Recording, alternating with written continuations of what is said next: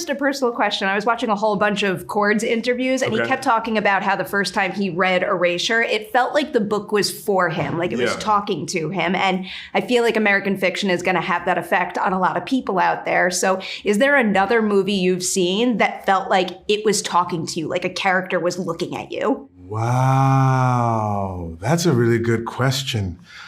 There's so many things that I think, I love cinema, and I feel like I think I've always been asked to see myself in other people's stories. So like, I can say something like William Wallace. When William Wallace is on the rack and he has this cry for freedom or whatnot, I don't know what it is. It's probably every like 17, 18-year-old boy at that time just felt like, oh, this feels like me, even though I'm not Scottish, I'm not fighting for independence, but I think knowing and the desire to want autonomy and fight for that, like, it sounds so silly, but like I really relate to that. But then I can relate to anything.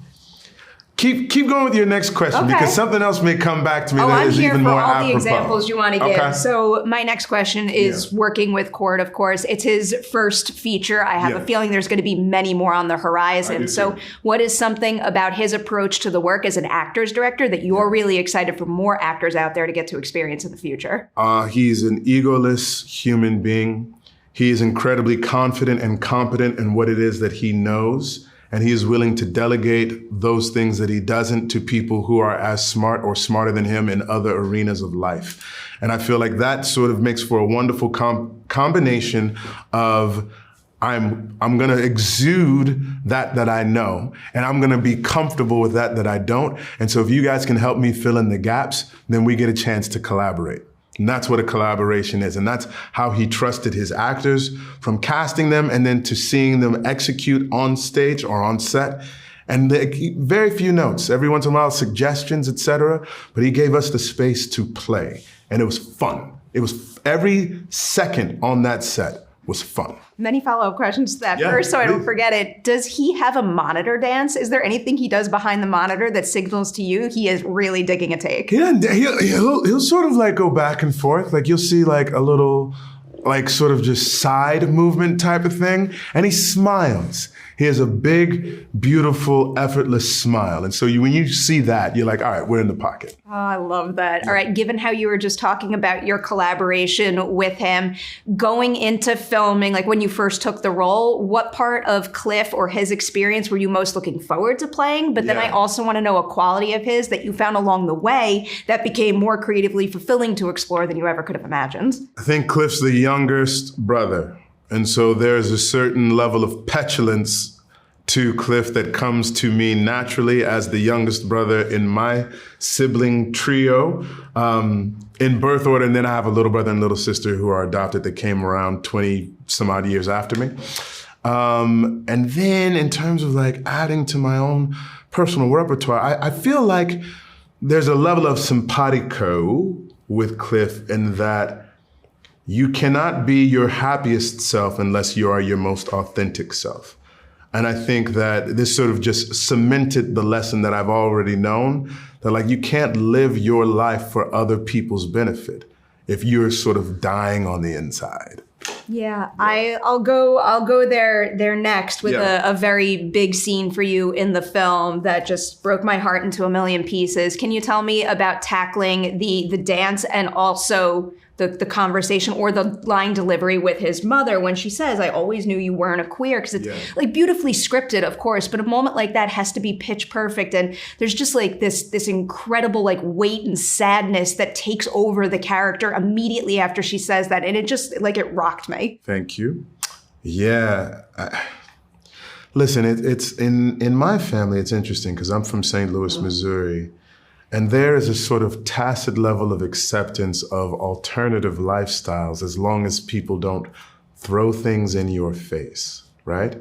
So I think the way in which he was dealt with by his mother and father, they may have had a knowledge of his gayness, but as long as he was not too ostentatious with it, then they could sort of have plausible deniability, right?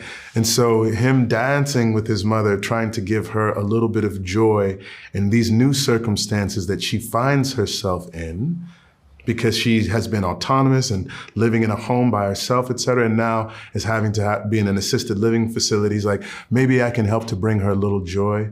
She likes the music. He knows that she likes to dance.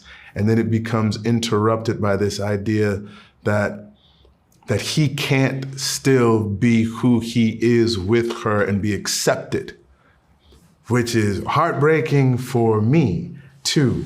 And playing it with Leslie Uggams, who is just a treasure, and just sort of just nailed it, because there's two things happening in terms of her dementia, because you're like, how cognizant is or isn't she? And does it even matter at the end of the day? Honestly, that question has been swirling in my head every single time I watch it over and over, and I can't shake it. And that's, I mean, that's the quiet power of a moment like that in the movie overall.